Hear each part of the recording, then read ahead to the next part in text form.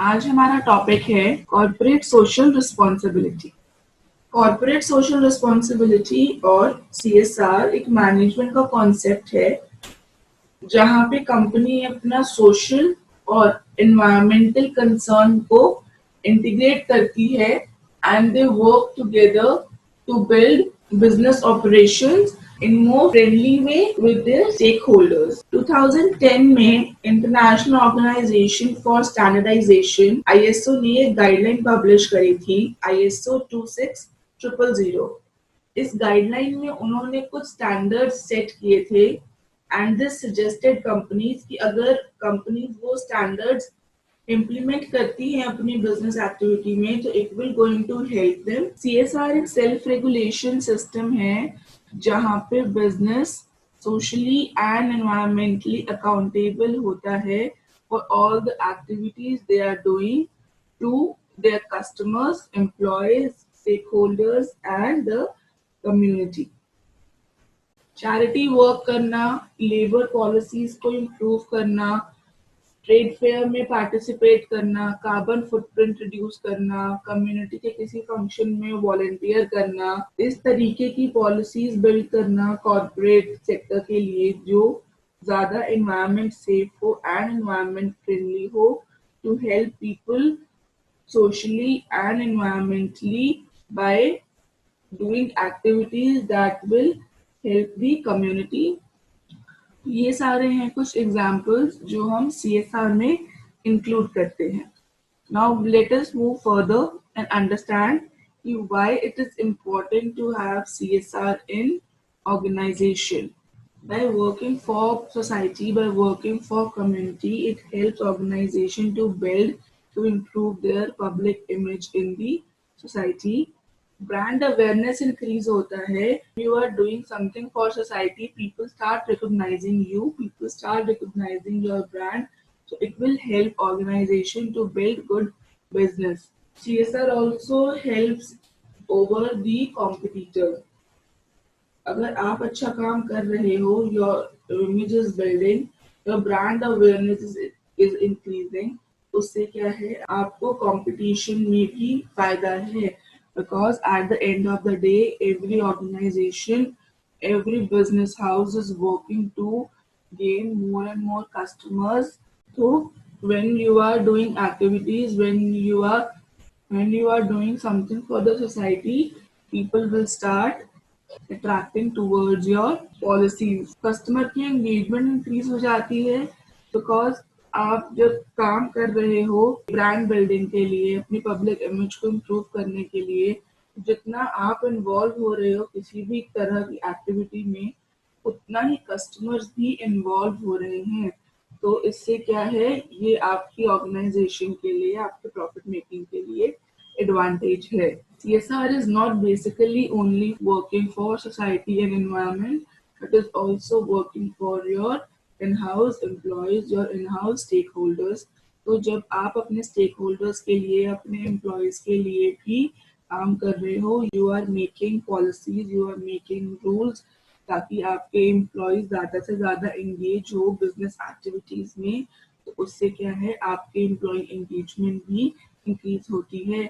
इसके बाद आता है सीएसआर के डिसएडवांटेजेस क्या हैं। सबसे पहला है आपका बिजनेस ऑब्जेक्टिव होता है to make profit, to earn profit, to make money out of your business।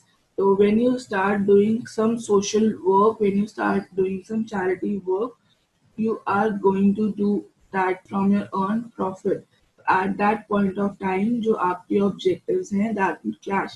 Shareholders of the organization are only concerned about how much profit organization is earning। जरूरी नहीं है कि शेयर होल्डर्स को भी CSR activities में interest हो। तो there is a clash between interest of the share holders also.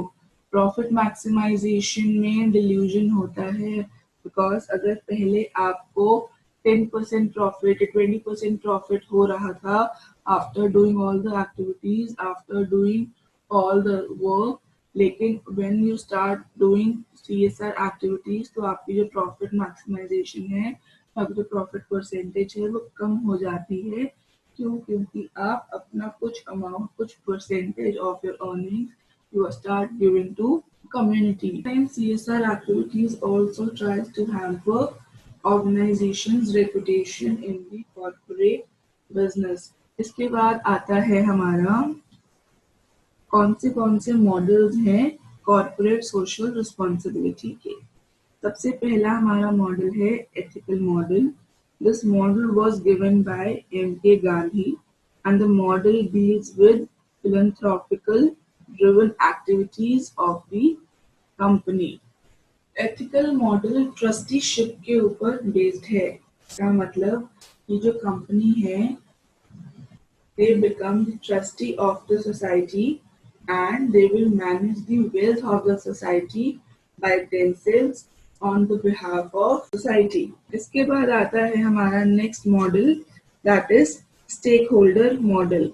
This model was given by R. Edward. This was a comprehensive model of corporate social responsibility. ये model loyalty के ऊपर create हुआ है। Loyalty with employees, suppliers, customers and investor, and in return organization को sustainability मिलती है, loyalty मिलती है and organization leads to success.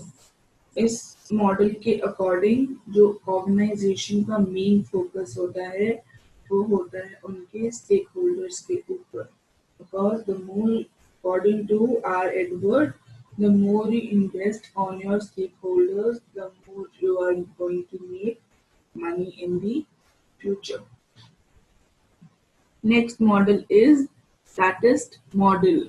This model was given by Pandit Jawaharlal Nehru. So according to Pandit Jawaharlal Nehru, this model deals with the responsibility of the state to contribute to CSR activity. Pandit Jawaharlal Nehru ji ने बोला कि if organization is working for their own benefit, they should contribute some percentage to the society for the betterment of the community also. And they should incorporate the corporate social responsibility activities in the organizations so that they can be part of community as well. इसके बाद हमारा fourth model है liberal model. Liberal model was given by Milton Friedmann. इस model में उन्होंने कहा कि जो बिजनेस ऑर्गेनाइजेशंस हैं उनकी जो मेन रिस्पॉन्सिबिलिटी है, उनकी मेजर रिस्पॉन्सिबिलिटी उनके स्टेक होल्डर्स की तरफ है and they should follow all the rules and laws of the country, and it is the duty of the organization of the business house to pay all the taxes and charges on time. And the fifth and the last model is Carroll's pyramid model. इस model को अगर आप देखो तो ये model pyramid shape में है, that's why this model is called pyramid model. इस पिरामिड मॉडल की 4 लेयर्स हैं। सबसे पहली लेयर है इकोनॉमिक रिस्पॉन्सिबिलिटी। ये जो ऑर्गेनाइजेशन है they should earn more and more money, they should be economically sound for the society, और उनकी जो भी इकोनॉमिक रिस्पॉन्सिबिलिटीज हैं वो सारी रिस्पॉन्सिबिलिटीज उनको प्रॉपरली फुलफिल करनी चाहिए। उसके बाद जो सेकेंड लेयर है दैट इज लीगल रिस्पॉन्सिबिलिटी। जो ऑर्गेनाइजेशन है उनको गवर्नमेंट की तरफ से जो भी रूल्स एंड रेगुलेशंस हैं, पॉलिसीज हैं, प्रोसीजर्स हैं, वो सारे फॉलो करने चाहिए। जो भी टैक्सेस चार्जेस हैं वो सब उनको टाइम टू टाइम रीपे करने चाहिए and they should not do any illegal work or any illegal activity in the organization. The third layer is ethical responsibility. Whenever organization is performing activity, when they are performing any procedure, they should always keep this in mind that they should do business ethically. They should not do anything that is illegal and that is unethical.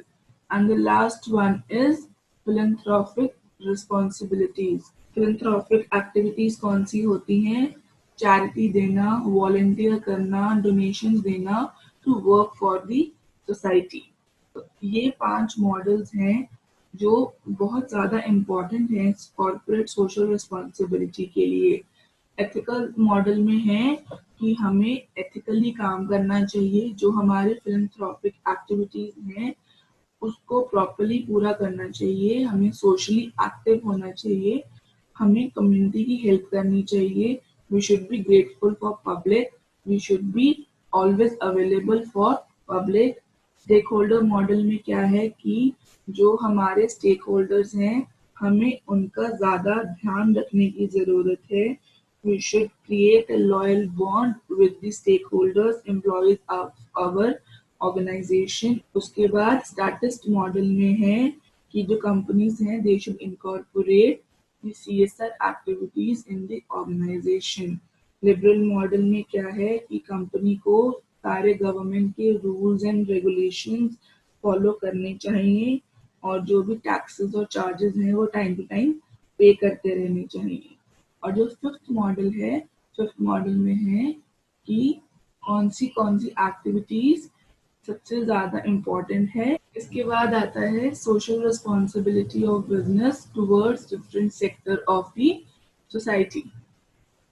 सबसे पहले है organisation की क्या responsibility है towards their customer, to charge fair price of the product, to give right quality and quantity of the product, prompt और accurate services provide करना। अगर customers को कोई प्रॉब्लम है, कोई प्रोडक्ट रिलेटेड, कोई क्वालिटी रिलेटेड इशू है, it is responsibility of the organization to listen to them and to solve the problem of the consumers। Unfair sales practices नहीं follow करनी चाहिए ऑर्गेनाइजेशन को। Manipulative or false marketing strategies just to defame or just to disgrace others' image is not acceptable by the society। Public के साथ, अपने customers के साथ एक गुड रेपो सेट करना, एक अच्छी इमेज बिल्ड करना भी ऑर्गेनाइजेशन की रिस्पॉन्सिबिलिटी है। Because the more better, the more good relationship you build with your consumers, you build with your customers, the more business they are going to give you। इसके बाद आता है social responsibility towards employees, fair wages और salaries देना अपने employees को, safe working environment build करना, whether employees are males और females, they should create such environment कि लोग आकर काम करना चाहें। They should try to retain their employees. अपने एम्प्लॉयज के लिए रिकॉग्निशन और इंश्योरेंस फैसिलिटीज को भी अपग्रेड करने की जरूरत है ऑर्गेनाइजेशन को। If your employee is working good, you should always recognise their efforts. Time to time organisation को ट्रेनिंग और डेवलपमेंट प्रोग्राम भी स्टार्ट करना चाहिए ताकि जो एम्प्लॉयज हैं उनकी स्किल enhance होती रहे, उनकी स्किल पॉलिश होती रहे and they will become good asset for the organization। Adequate safety measures होनी चाहिए आपकी working place में। Basic facilities like medical services, water supply, food canteen, proper arrangement of electricity should be there so that employees comfortably organization में काम कर सकें। किसी भी टाइप का डिस्क्रिमिनेशन नहीं होना चाहिए, whether employee is male female, उनकी एज क्या है, कास्ट क्या है, रिलीजन क्या है, वेदर ही और शी इज मैरिड और नॉट, इन सब के बेसिस के ऊपर ऑर्गेनाइजेशन में किसी भी टाइप का डिस्क्रिमिनेशन नहीं होना चाहिए। And if there is any type of problem तो there should be proper grievance cells जहां पर जाकर without any hindrance और without any fear employees अपनी बात कह सकें। इसके बाद आता है कि कंपनी की ऑर्गेनाइजेशन की क्या रिस्पॉन्सिबिलिटी है towards their share holders. Regular meetings conduct करना सो दैट शेयर होल्डर्स को पता रहे कि ऑर्गेनाइजेशन में क्या चल रहा है। शेयर होल्डर्स ने जो अपनी मनी या जो अपनी एसेट्स को इन्वेस्ट किया है ऑर्गेनाइजेशन में, to give them proper assurance कि उनकी capital safely invested है organization में. It is the duty of organization. Regular payment of dividends to their shareholders. Fair and steady return on investment. And whenever shareholders ask something, whenever shareholders demand something demand any information from the organization, it is the duty of organization to give them true and fair picture of the performance and progress of the company. इसके बाद आता है government के towards क्या responsibility है organisation की. Taxes time पे पे करना, सोशल एक्टिविटीज को जितना हो सके उतना प्रमोट करना. They should not indulge in any activity that leads to corruption, that leads to taking money from people, that leads to misguide people, and they should not be a monopolistic organization. Fair trade practices को encourage करना. Organization should always concentrate on being economic power of the country, and they should always contribute and improve the national income of the country. कोई भी अगर आपको इस topic से related question है, कोई क्वेरी है, आप नीचे कमेंट बॉक्स में हमें लिख सकते हैं. Just keep studying. Take care.